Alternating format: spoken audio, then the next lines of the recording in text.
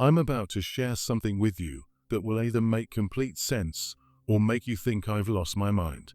But I need you to stay with me, because what I'm about to reveal could be the missing piece in your healing journey that no therapist, no doctor, no mainstream healer has ever told you about. At 18 years old, I experienced something that shattered my understanding of reality forever. I was lying in my bed, paralyzed, unable to move, unable to speak, and I could see them. Dark entities, demonic figures, standing at the foot of my bed, reaching for me with claws that felt more real than anything I'd ever experienced. The terror was so intense that I thought I was going to die from fear alone. And here's what I need you to understand. This wasn't a hallucination. This wasn't sleep paralysis in the medical sense. This was my consciousness piercing the veil between dimensions. And it happened because years of psychological trauma had torn holes in my energetic field. The medical establishment will tell you that spiritual experiences during trauma are just your brain misfiring.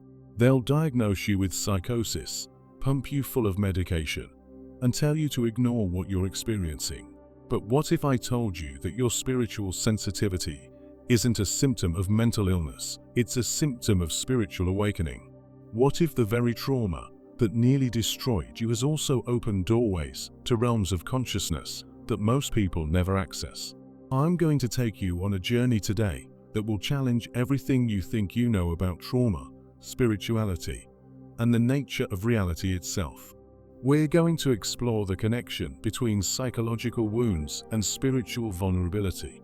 We're going to talk about energetic parasites, ancestral curses, and why your healing journey isn't complete until you address the spiritual dimension of your trauma.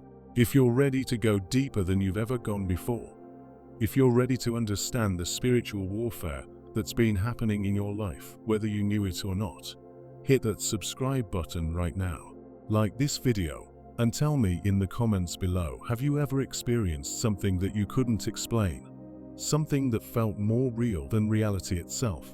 Because I promise you, you're not alone, and you're not crazy. Let me start by telling you what really happened to me that night when I was 18. I had been living in a state of chronic psychological terror for years. My father's rage, the constant walking on eggshells, the suppression of every authentic emotion, it had created what I now understand to be massive tears in my auric field. Your aura, your energetic body, is like a protective shield around your physical form. When you experience severe trauma, especially repeated trauma over years, this shield develops holes, weak spots, entry points. That night, lying in my bed, I wasn't just experiencing sleep paralysis. I was experiencing what shamanic cultures have understood for thousands of years, a spiritual crisis. My consciousness was being pulled into what the Tibetans call the bardo, the space between worlds. And in that space, I encountered entities that feed on fear, on trauma, on the very wounds that had been carved into my psyche by years of narcissistic abuse. Here's what blew my mind when I started researching this years later. Every single culture throughout history has understood that severe psychological trauma creates spiritual vulnerability. The shamans knew it. The mystics knew it. The ancient Egyptians knew it. It's only our modern, materialistic culture that pretends the spiritual dimension doesn't exist. But here's the breakthrough that changed everything for me. These entities, these spiritual parasites, they're not just random demons floating around looking for victims. They're attracted to specific frequencies. They're attracted to the energetic signature of unhealed trauma. They're attracted to shame, to fear, to rage that's been suppressed and festering in your energy field for years. Think about it this way. When you have a physical wound that doesn't heal properly, it becomes infected. Bacteria are attracted to the damaged tissue. In the same way, when you have emotional wounds that don't heal properly, they become infected with spiritual parasites. These entities attach themselves to your trauma and feed off the energy of your pain. This is why some people can go to therapy for decades and still feel like something is draining their life force. This is why you can do all the inner work in the world and still feel like you're fighting an invisible enemy. Because you are. You're fighting entities that have been feeding off your trauma, growing stronger every time you suppress your authentic emotions, every time you betray yourself to keep the peace. Now, I know what you're thinking. This sounds insane. This sounds like medieval superstition. But let me ask you something. Have you ever been around someone and felt like they were literally draining your energy? Have you ever walked into a room and felt a heaviness that you couldn't explain? Have you ever had thoughts that didn't feel like your own thoughts? Urges that didn't feel like your own urges? What you're experiencing isn't just psychological, it's spiritual. And until you address the spiritual dimension of your trauma, you're only healing half of yourself. Let me tell you about the connection between physical parasites and spiritual parasites that nobody talks about. During my darkest period, I was consuming massive amounts of sugar. I was addicted to it in a way that felt completely out of control. I would eat until I felt sick, and then I would eat more. What I discovered later is that physical parasites in your gut actually influence your cravings, your mood, your thoughts. They literally hijack your nervous system to get you to feed them. But here's the deeper truth. Physical parasites and spiritual parasites work together. As above, so below. As within, so without. The candida overgrowth in your gut creates the perfect energetic environment for spiritual parasites to attach to your energy field. The sugar addiction feeds both the physical parasites and the spiritual ones. This is why so many people who are dealing with trauma also struggle with addictions, with compulsive behaviors, with thoughts and urges that feel foreign to their true nature. The entities that attached to me during my spiritual crisis weren't just random demons. They were parasitic consciousnesses that had been feeding off my family line for generations. This is what the ancients understood as ancestral curses. These aren't just metaphors. These are actual spiritual entities that attach to family bloodlines and feed off the trauma patterns that get passed down from generation to generation. My father's rage wasn't just his rage. It was the rage of his father, and his father's father, amplified and distorted by generations of spiritual parasites feeding off the wounds in our family line. My mother's inability to stand up for herself wasn't just her trauma. It was the accumulated trauma of generations of women in our lineage who had been silenced, suppressed, and spiritually colonized. This is why breaking generational patterns is so difficult. You're not just fighting your own trauma. You're fighting the accumulated spiritual baggage of your entire ancestral line. And until you understand this, until you address the spiritual dimension of your healing, you'll keep hitting the same walls over and over again. But here's the revolutionary part that most people miss. The same trauma that made you vulnerable to spiritual attack also gave you access to spiritual power. The same sensitivity that allowed these entities to attach to you also gives you the ability to perceive realms of consciousness that most people never access. Your spiritual sensitivity isn't a curse, it's a gift that's been hijacked by parasitic forces. Let me tell you about the night everything changed for me. I was lying in bed, doing my nightly purging sessions, feeling the trauma moving through my body like electricity. But this time, instead of just feeling the pain, I started to see the entities that were attached to it. I could see them like shadows, like dark tentacles wrapped around my energy field, feeding off my fear, my shame, my suppressed rage. And in that moment, I realized something profound. These entities only had power over me because I had given it to them. Every time I suppressed my authentic emotions, every time I betrayed myself to avoid conflict, every time I chose fear over truth, I was feeding them. I was making them stronger. That's when I started working with Sekhmet, the Egyptian goddess of war and healing. Through guided meditation, I began communicating with this archetypal energy, asking for protection, for the strength to reclaim my spiritual sovereignty. And what I discovered is that we all have access to spiritual allies, to protective forces that are waiting to help us. But we have to ask.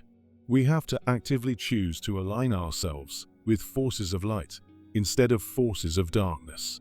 Here's what I learned about spiritual protection that nobody teaches you. It's not enough to just visualize white light around yourself. That's spiritual bypassing. Real spiritual protection requires you to face your shadow, to integrate your darkness, to reclaim the parts of yourself that you've been taught to reject. The entities that attach to you are attracted to the disowned aspects of your psyche. When you integrate these aspects, when you reclaim your wholeness, you become energetically sovereign. This is why shadow work is so crucial. Every part of yourself that you reject, every emotion that you suppress, every authentic response that you denied becomes a doorway for spiritual parasites to enter your energy field. But when you integrate these aspects, when you own your darkness as well as your light, you become whole. And wholeness is the ultimate spiritual protection. Let me share with you the 3-step process that helped me reclaim my spiritual sovereignty. The first step is recognition. You have to be willing to acknowledge that the spiritual dimension is real, that your trauma has created vulnerabilities in your energy field, and that you may have entities attached to you that are feeding off your pain. This isn't about becoming paranoid or seeing demons everywhere. This is about developing spiritual discernment. The second step is purification. You have to cleanse your energy field of parasitic attachments. This involves both physical and spiritual cleansing. Physically, you need to address the parasites in your body through proper diet, supplements, and detoxification protocols. Spiritually, you need to use techniques like smudging with sage, salt baths, sound healing, and energy clearing meditations. The third step is protection. You need to establish energetic boundaries and align yourself with protective spiritual forces. This involves daily spiritual practices, working with spiritual allies, and maintaining your energetic hygiene, just like you maintain your physical hygiene. But here's what I need you to understand. This work isn't just about getting rid of negative entities. It's about reclaiming your spiritual power. It's about remembering that you are a spiritual being having a human experience, not a human being having a spiritual experience. The trauma that made you vulnerable to spiritual attack also awakened spiritual gifts that most people never develop. Your intuition, your ability to sense energy, your capacity for deep empathy. These aren't just personality traits. These are spiritual gifts that have been activated by your trauma. The same sensitivity that made you vulnerable to narcissistic abuse also gives you the ability to help others heal from their trauma. This is the wounded healer archetype. Your wounds become your gifts, but only if you're willing to do the spiritual work to transform them. Let me tell you about the moment I realized I had spiritual allies working with me. I was in the middle of a particularly intense purging session, feeling like I was being torn apart from the inside. The pain was so intense that I thought I might not survive it. And then I felt a presence, a protective energy that wrapped around me like a warm blanket. I could feel Sekhmet's energy, fierce and protective, standing guard while I did the work of releasing decades of suppressed trauma. This is when I understood that spiritual warfare isn't just about fighting demons. It's about aligning yourself with forces of healing, protection, and transformation. It's about remembering that you're not alone in this battle. There are spiritual allies waiting to help you, but you have to be willing to ask for help. You have to be willing to surrender your need to control everything and trust in forces greater than yourself. The breakthrough came when I realized that the spiritual attacks I had experienced weren't just random events. They were initiations. They were my soul's way of forcing me to develop the spiritual strength I would need to break the generational patterns in my family line. Every spiritual crisis was actually a spiritual opportunity, a chance to develop gifts that I never would have developed if my life had been easy. This is why so many people who have experienced severe trauma also have powerful spiritual gifts. The shamans knew this. They understood that the people who had been broken by life were often the ones who could access the deepest levels of healing wisdom. Your trauma isn't just something that happened to you, it's something that prepared you for a specific spiritual mission. But here's the crucial part that most people miss. You can't just jump into spiritual work without doing the psychological work first. You can't just start working with spiritual allies without addressing the trauma that made you vulnerable to spiritual attack in the first place. This is why so many people get lost in spiritual bypassing, using spiritual practices to avoid dealing with their psychological wounds. Real spiritual work requires you to face your shadow, to integrate your darkness, to heal your trauma at every level: physical, emotional, mental, and spiritual.